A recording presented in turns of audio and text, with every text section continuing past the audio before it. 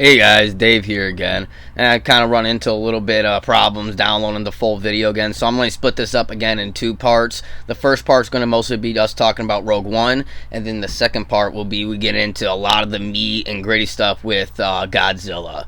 So stay tuned for part two. I'm sorry, but sometimes YouTube just doesn't like me. So stay tuned for part two.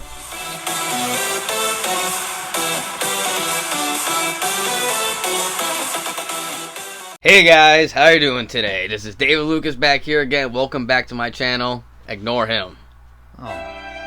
So guys, here we back here again with our, I don't know, maybe this is going to become like a regular thing. Like that. An offensive. Yeah, an offensive. I feel like we've got a good vibe going with this In Defense series. Yeah, we live in a very critical world, and my friend and I are ones to like to see the positive side of things. So, and now, of course, you guys remember our last video. Make sure you guys go check that out. In Defense of the Last Jedi. Go check that out. Now today, we're going to be doing a video which is a franchise that I am more of a casual fan of. I'm more just a casual, like I'll watch them all the time, but deeply passionate about. Yeah, you can tell he's deeply passionate about. I mean, as you guessed it, we're going to be talking about King Kong.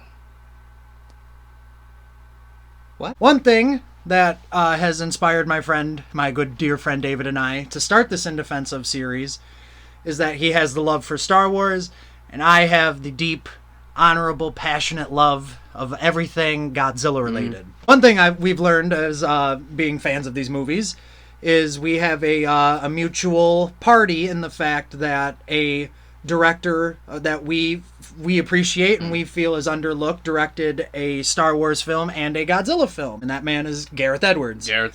Gareth Edwards is responsible for what I view is one of the greatest Godzilla movies ever released, and I know I'm going to get a lot of crap for that. Yeah. Well, it happens. Of course, Gareth Edwards is director of Rogue One. That's the Star Wars story. One of the very first anthology films, and basically one of the only anthology films of Star Wars movies. One of the first coming out of Disney, which honestly, I personally loved Rogue One. Rogue One is, I think, is a straight up love letter to Star Wars fans in general. Oh, absolutely. It is. Rogue One's a straight up Star Wars love letter. At least 3/4 of it. Yeah, at least 3/4. But, and as we know, Gareth Edwards at least directed parts of it. He's credited as director in the movie, but we know that problems happened with him in the studio, and yeah, a couple issues happened there. And Gareth Edwards kind of gets put down a lot, I feel like, from a lot of stuff that he does, and he even, too, with the whole him with Godzilla, and what he was telling me with Godzilla, and we both, that's what we got the idea of doing this video, is like, yeah, we both feel like Gareth Edwards just got the wrong end of the deal in both situations, and he managed to bring out great movies out of it. One thing that David and I share about in our love for cinema, anything cinema, is that when it comes to creative, especially when you're picking up something that has already built a legacy on itself, and, you know, obviously Godzilla has built a legacy, you know, for himself. And the Star Wars movies have obviously built up, you know, with the 9 movies that are out and all the shows, all the expanded universe, sorry. You know, obviously these are 2 very, very well-built legacies and movies. Gareth Edwards is a prime example of when a fan takes over the creative aspect of these movies. You can tell that Godzilla, 2014's Godzilla, and Rogue One, a Star Wars story, were made by a Godzilla fan and a Star Wars fan. Yep. Now on to Star Wars with Gareth Edwards. That is, now, like I said earlier on here, that Rogue One is one of my all-time favorite Star Wars movies in general. Not just out of the Disney era, but just in general, one of my favorite Star Wars movies. It's one of those movies that are just, is like I said, a love letter to Star Wars. It has war, it has politics, it has religion, it has everything that goes into Star Wars. It has even has adventure in there, because they go on adventures. It has everything that you love of Star Wars into one. And Gareth Edwards manages to deliver such a great performances out of all the characters in it, and give an emotional ending, even though, again, like I said, he technically wasn't really in charge of that ending. Yeah, and that's something that really irritated me a lot, and it makes me wish, that's the one thing I wish, is that I kind of wish we did get to see Gareth Edwards' his ending to Rogue One. that being said, I did love the end, and I did love what we got with Vader. That and all hallway that. scene, and I mean, obviously by now, hopefully, people who watch this channel have caught up with Mandalorian season 2's finale. Yeah. So it's that again, a nice little example of poetry in motion. It was cool for what we got, but yes, Gareth Edwards' original ending for Rogue One, especially with Vader, it was dark. It was going to be bloody, not so much bloody, but more gory. What was going to basically yeah. happen was, from what I heard, is that our heroes were gonna get the plans. They were run out, because you even see in trailers, in the very first trailer, there's scenes of Jyn and Cassian Andor and a couple others with the team. They're running out of the facility.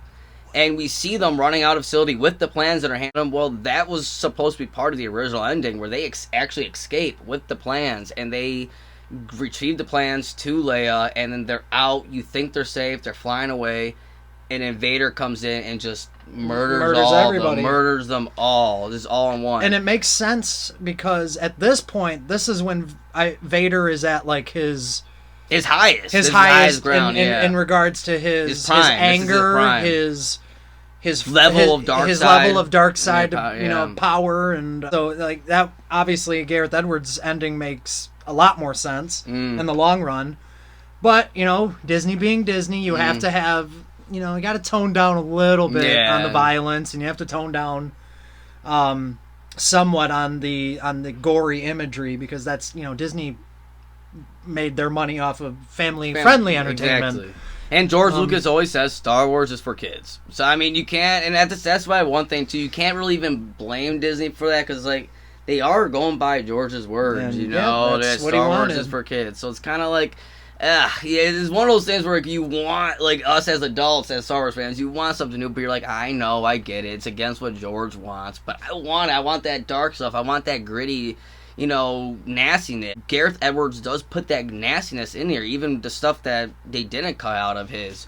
Like, for example, one scene that I love, and which really makes me a fan of Cassian Andor in the movie, and why I can't wait for his show, the Cassian Andor show coming, is in the very beginning when you see Cassian Andor, he's talking to that one rebel guy, and they're talking about the plans and Saw Gerrera leaving and all that.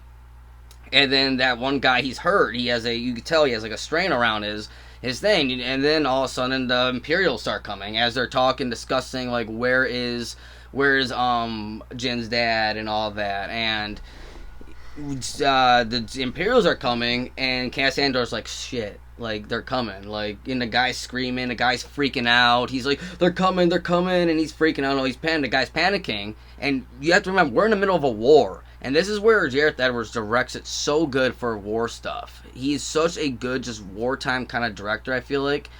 And you get that a lot. We just watched the 2014 Godzilla. That's what I mentioned, because I know that we're going to get right into with the Godzilla. You see it. You see those similarities. You see those similarities with it. And then you see Cassian Andor, he has to make that decision. And this is good on Disney for not cutting this out. He has Cassian Andor kill the dude. Kill another rebel dude who's on his side, because he's about to freak out. He's about to shout. He's about to get them caught. And Gareth Edwards puts that kind of like, it gives that sense of desperation. And that grittiness and gravitas to his movies. And I just seen that with the Godzilla movie, where he does that, where he puts that in the characters, where he shows the dirty side. He shows that, you gotta make some dirty shit. Like, bad shit's gonna have to happen in order for good shit to happen. And, he shows that, and I love that he shows that in Star Wars, because that's something we never truly got in Star Wars before, but it's always been, like, a presence in Star Wars, It's always been a presence, but we never focus on it. He does. And that's what makes this movie so good, Rogue One, is that it's a perfect war movie, and that it's perfect for Star Wars, and Gareth Edwards understands that. And everything in this movie, you can tell he understands. The way how he brings Vader in, which makes perfect sense, is a thing of fan service, but is doing fan service right. Actually, speaking of Vader, I do remember when this movie came out, people were giving crap of Vader's design. 'Cause I don't know, was it something that had to do with his the eyes on his helmet being a Yeah, little bit more but if oval you- shaped or something yeah, different but if from the you original. actually, but no, they were complaining that it wasn't looking like how it did in Revenge of the Sith. That's all right. shiny, Yeah. all black. But if you actually look in the original, because Rogue One takes place relatively 2 days. 2 days before New Hope, New a Hope? week. Yeah, oh, yeah. Because the Days, ending, within days. the ending is literally the beginning of New Hope. Mhm. It's literally the ending is the beginning. Which I'm going to admit, maybe I did not study up enough. That scene where they give Leia the plans, was that Gareth Edwards? I'm pretty sure that was Gareth. Okay. I don't know. That's something I have to look at. I don't then know. if that's the like, case, I now have an even bigger defense for Gareth Edwards, and I've talked to you about this long time ago. So, Episode 3, Padme is giving birth to Luke and Leia, and Obi-Wan is by her side as she's fading, as she's dying, and her last words are to Obi-Wan about Anakin. There's still good in him, and her last 3 words are 4 words. There is still. Oh, yeah, actually, 3. I wasn't good at math. Her last 3 words are "there is still," and then Leia's very first word in this movie, in Rogue One, is hope. Mm-hmm. Because when the people hand off the plans to her, I believe it's one of her royal guards or one of the guards. So he goes, "Well, my lady, what do you expect these plans to bring?" Hope. So it's a nice little tie-in of Padme and her mom, and Leia, mom and daughter, having the same concept, the same mind frame of there is still hope. Mm-hmm. So nod to Gareth Edwards. That's obviously, I don't know, maybe that was coincidental, but I feel like that was, again, because Star Wars has this weird way of, I keep saying it a lot, but poetry in motion. Mm-hmm. And that's it. Well, that's what George says. Perfect example of it. That's Star Wars. Other thing too, what I want to mention on that, I love what Gareth Edwards does and why he's so perfect, even in what I just seen in Godzilla and in Rogue One, is his sense of scale that he has. The sense of eye for scale, his pan shots, because obviously you have to have a good camera crew, but the having the visual of using a pan shot to emphasize size of something, or the magnitude of how big something is going to be, like the Death Star reveal in Rogue One. Oh man, Tarkin! I love that. It was Tarkin walking up there. You see his reflection and the music, and then coming out of the Death Star, coming out of the darkness, shadows, and then slowly revealing, boom, there's the Death Star right there. There's the Death Star. It's like, it gives you that good feeling. Yes, and it shows that it makes Death Star look huge. Because before, we see it in A New Hope, we see it. It is what it is. It's good for, good for the 70s, good for its time. It looks great. It does its job. It does its job in A New Hope. And same thing, Return of the Jedi. It does its job.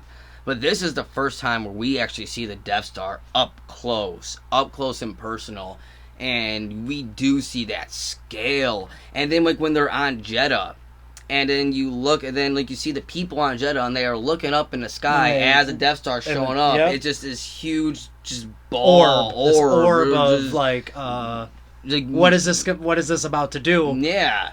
And then with the plates and everything, it's scary. It actually makes whoa. Even down to how the Star Destroyers, how he directs his Star Destroyers, and when you're looking at it, it's the first time we're actually seeing it as these huge Star Destroyers, because he's nice close shot we're getting of them, and then he also does his great long, big, wide shots where we just see the scale, and then we see the scale. The way how Gareth Edwards does it so well, and he did it the same way in Godzilla, he shows he shows just the scale of everything. He shows, for example, in Godzilla, he shows, well, I'll let you talk more about Godzilla. In Rogue One, when they showed the Star Destroyers and the people on Jeddah looking up at the Star Destroyers too, you see that scale, just how huge these boats, these ships are compared to the ground, compared to the buildings and stuff. And it's just honestly memorizing, how he just, you look at it and you're like, this is beautiful. This dude put a lot of thought and a lot of care into all of his shots that he does. Like, each shot that he does is not on accident or anything. Like, there is purpose to the shots that he makes. Oh yeah, absolutely. Yeah, and I it always makes me happy now because it's going to be a memory in my head of how you reacted to seeing it in Godzilla. Yeah. And you were like, "Oh, it's all Star Wars right there." Yeah, it reminded me of Star Wars. Even though I think this came out before Star Wars, but I seen Star Wars before this, so it kind of I did the Star Wars. I guess you guys heard me talking about it loud enough, and he can't really sit in his seat. So I'm gonna let him talk about his passion about Godzilla and about his love for Gareth Edwards.